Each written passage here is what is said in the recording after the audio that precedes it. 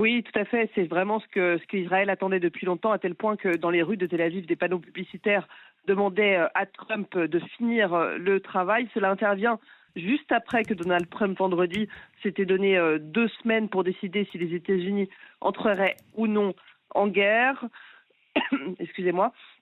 L'aviation américaine a donc bombardé 3 sites nucléaires, celui de Natanz, de Fordo, d'Ispahan.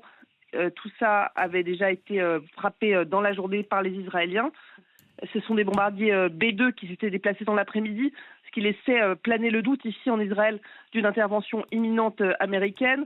Ce sont des bombes anti-bunker GBU-57 avec une ogive de 13 tonnes, 6 mètres 6 de long, qui étaient les seuls à pouvoir s'enfoncer très profondément. Vous l'avez dit, Aude, dans ce site de Fordo qui est très profondément enfui dans la montagne et que les Israéliens n'étaient pas parvenus à frapper. Donald Trump, qui s'est exprimé à plusieurs reprises sur son réseau social Truth Social, en disant qu'il se félicitait de cette intervention américaine et que l'heure était à la paix, avec comme qualificatif de moment historique pour les États-Unis, pour Israël et pour l'Iran, indiquant donc en effet à plusieurs reprises que l'heure était à la paix. Reste à savoir quelle sera la réaction des autorités iraniennes, et c'est probablement ce qui va aussi inquiéter la population ici en Israël.